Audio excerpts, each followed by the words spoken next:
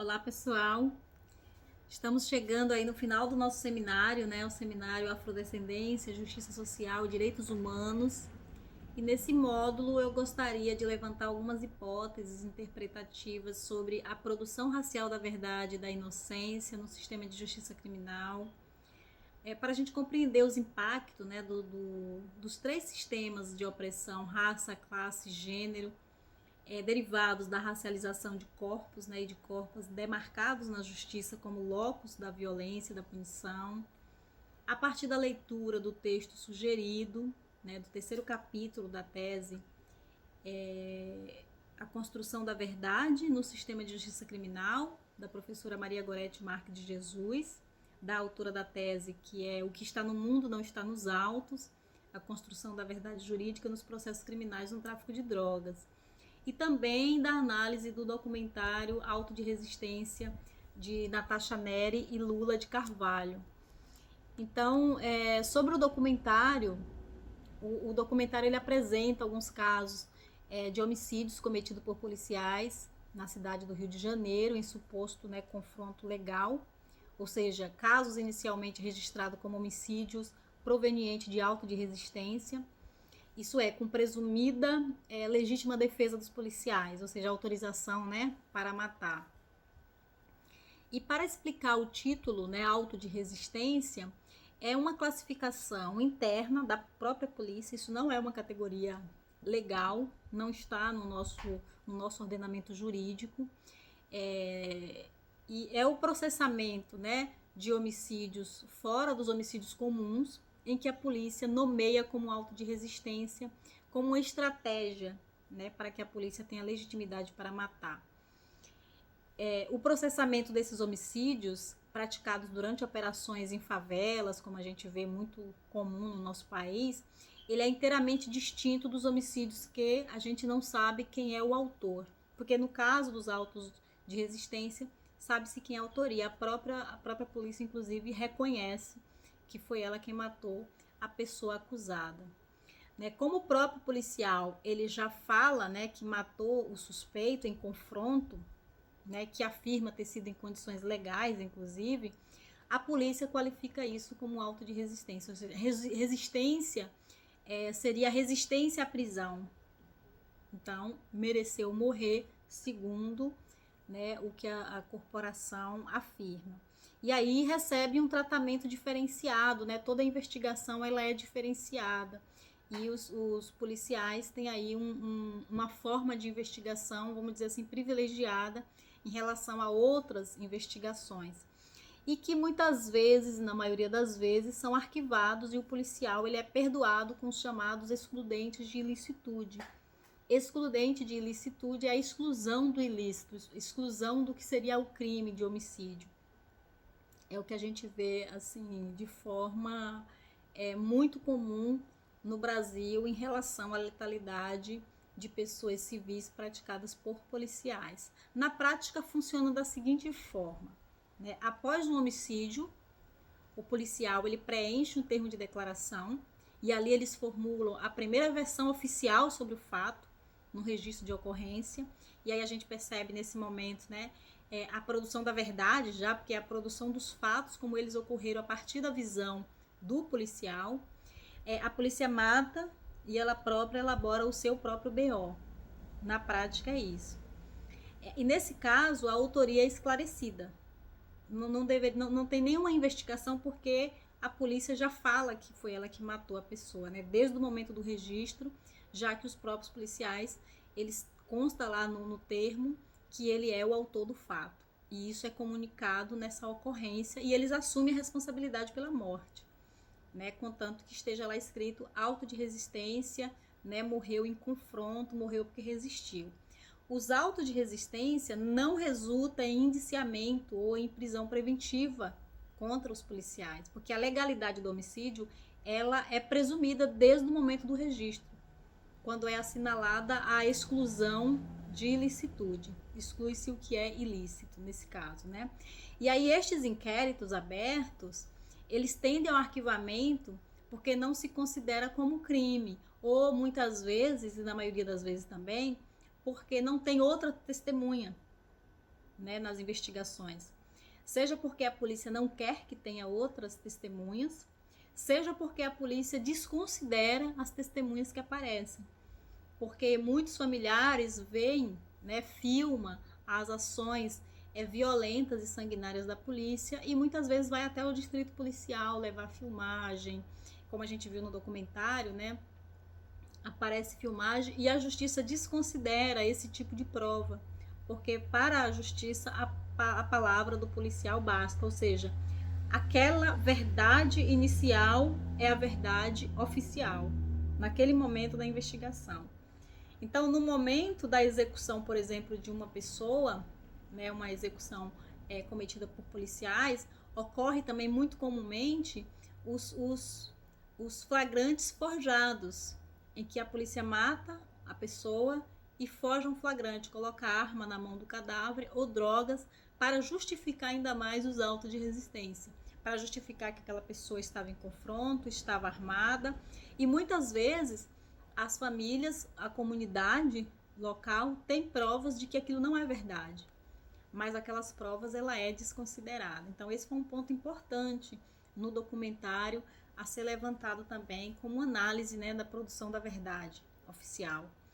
E um outro ponto a ser considerado no documentário é a trajetória dos movimentos sociais, né, o protagonismo dos familiares, das mulheres, que rejeitaram essa versão, a versão da legítima defesa, e que esses homicídios eles são provenientes de auto de resistência, e elas empreenderam-se na difícil tarefa de levar o processo de incriminação dos policiais adiante, e que resulta, em alguns casos muito raros, em um júri popular, numa condenação.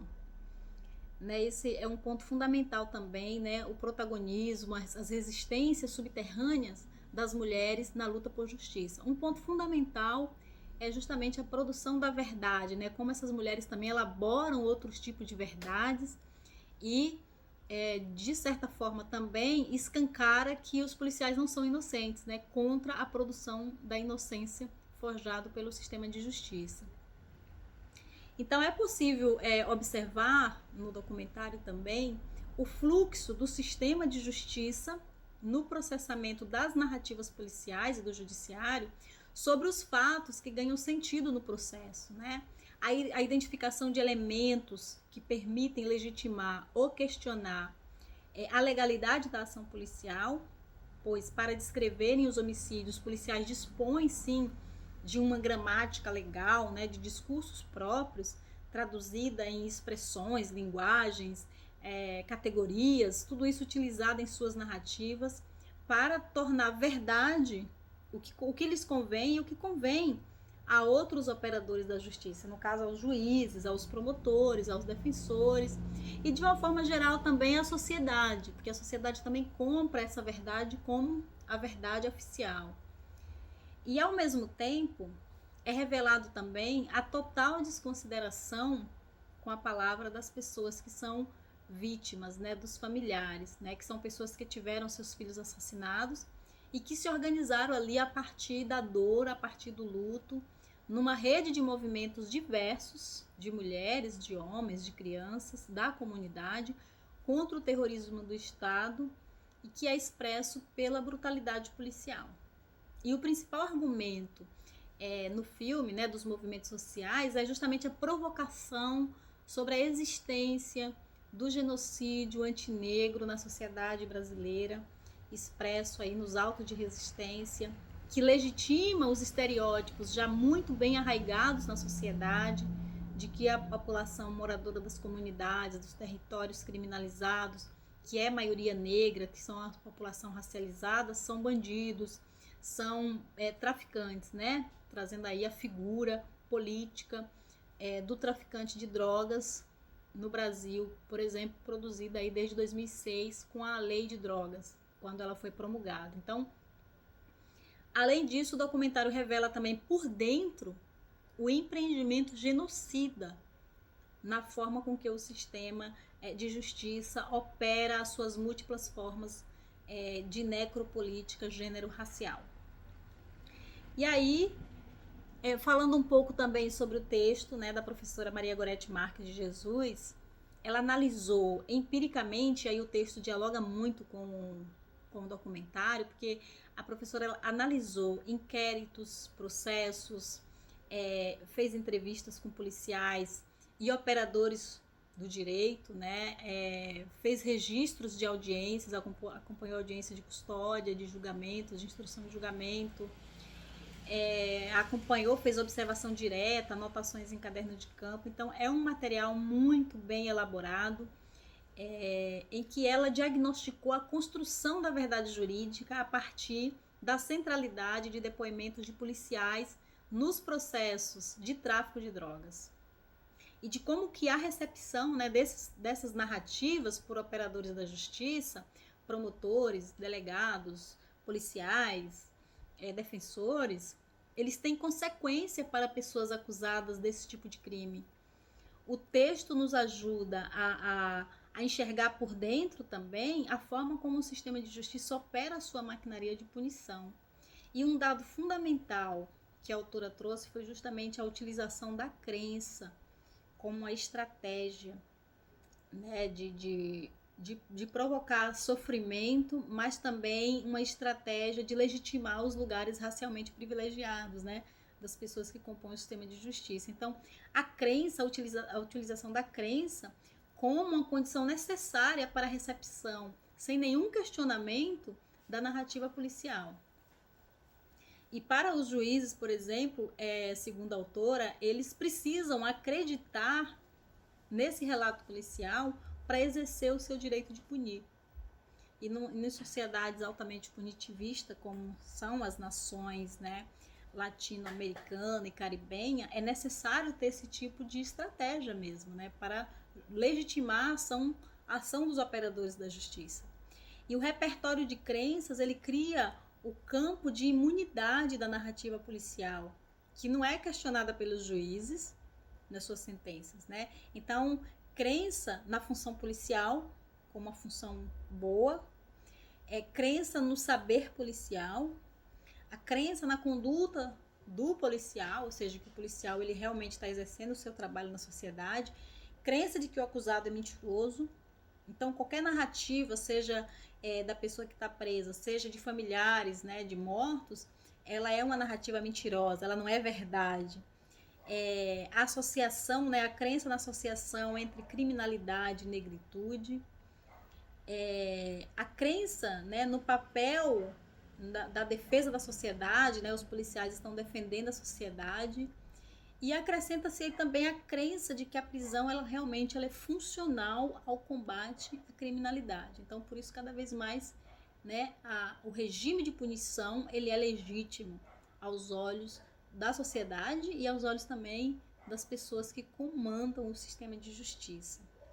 E aí alguns pontos são fundamentais, né, entre o documentário e o texto. A produção da verdade racial é um ponto que tem muita convergência, a gente consegue enxergar, né? E um resultado importante que despontou do documentário e do texto, ele consistiu na localização de vozes autorizadas nas narrativas policiais, né? E que levaram, né, a alguns desdobramentos, algumas consequências para a sociedade, para as pessoas envolvidas, para as pessoas acusadas e para as pessoas mortas, né, representadas pelos seus familiares. Por exemplo, arquivamentos de processo na justiça militar sob a alegação de que o ocorrido não configuraria crime, né, de homicídio comum. Um outro ponto, a negativa da prisão preventiva de policiais assassinos. A omissão de socorro em casos de mortes, por exemplo. Né, os usos dos antecedentes criminais das pessoas acusadas ou mortas como uma estratégia da sua culpabilidade. A flagrante criminalização contra os familiares em espaços públicos, nos fóruns, nos MLs, nas salas de audiências, por exemplo. Né? Então, as vozes autorizadas, elas circunscrevem um campo de saber jurídico inscrito na ordem do discurso do Estado e que é disseminada por todo, né, os diferentes âmbitos do processo. E aí ela revela que a produção da verdade ela é essencial ao bom funcionamento da justiça. E uma estratégia também funcional, né, a produção de corpos puníveis e de corpos matáveis. Isso como uma realidade afro-latina-americana e caribenha. Né? Acredito que a criminologia crítica, feminista, racial, ela tem debatido que o sistema de justiça criminal afro-latino-americana e caribenha é sim um produtor e reprodutor de sofrimento, né, de desigualdades sociais e raciais nessas nações, sobretudo nas nações que tiveram o Instituto da Escravidão como constituinte das relações sociais, né, nessas nações. Então, para Foucault, por exemplo, para entender um pouco mais sobre a produção da verdade e as formas jurídicas, o Foucault vai dizer que as formas jurídicas ela adquirem no campo do direito um lugar de origem de determinado número de formas de verdades, definidas a partir aí da prática penal. E as práticas judiciárias, elas consistem justamente numa das formas pelas quais a sociedade ocidental definiu tipos de subjetividades, formas de saber, relações hierárquicas entre as pessoas e formas de produzir verdades. Então, em nações como estas, né, hierarquizadas por raça, classe, gênero, esse tipo de estratégia ela é fundamental, sim, para a justiça funcionar e funcionar muito bem, porque a justiça é uma produtora de desigualdades, né, sociais. E na sociedade brasileira, né, especialmente, a categoria inocência, ela é sempre uma categoria racializada, né? Se na escravidão os senhores de escravizados eles eram considerados vítimas dos horrores que cometeram contra os escravizados e seus familiares, hoje em dia a categoria vítima ela é também pensada a partir de uma leitura racial da lei e da ordem. E enquanto as pessoas negras são vistas como criminosas que precisam provar a sua inocência, o branco ele é uma pessoa essencialmente inocente que quando comete um crime ele precisa provar apenas a sua culpa. Né? Então os caminhos inversos eles se mantêm quando a gente analisa casos de sentenças de tráfico de drogas vista no texto da professora Maria Goretti. E também a gente observa também no caso de mortes, quando a gente analisa os desdobramentos dos casos apresentados no documentário Auto de Resistência. E aí eu identifiquei 3 estratégias da produção racial da inocência dos policiais, em que mesmo na ausência de uma gramática legal racial, a racialidade ela está presente nas concepções discursivas dos operadores da lei. Uma estratégia, né, é desacreditar na palavra da vítima. A referência às pessoas mortas ou presas sempre enfatiza aspecto da sua biografia, né, que poderiam justificar sua morte ou prisão. E a destruição da biografia da pessoa se transforma também numa estratégia racial de produção da inocência dos policiais responsáveis pelos seus assassinatos. Uma outra estratégia é a criminalização do território. Em depoimento de policiais, por exemplo, é possível ver o território como base de destruição da biografia da pessoa que foi presa ou foi morta e da comunidade em geral. A criminalização da comunidade pertencente àquele lugar, né? O bairro visto como de interesse de segurança pública, de alta periculosidade, é o lugar de residência e da vizinhança que são ativados como marcadores raciais da culpa. Portanto, naquele lugar, naquele território, é legítimo que as pessoas morram nos seus encontros com a polícia, na violência policial. E aí, quando a gente considera as questões de gênero, identidade de gênero, a identidade sexual ela aparece quase sempre também associada a comportamentos desviantes, perigosos. Ou seja, os corpos não normativos são ativados como responsável por sua própria vitimização, né? No caso de estupros, de linchamento, de espancamentos, por exemplo. Ou seja, é um repertório, né, de crenças fundadas no racismo e que oferece suporte de veracidades às narrativas policiais. E aí não é apenas, né, a voz do policial, a fé pública dos policiais.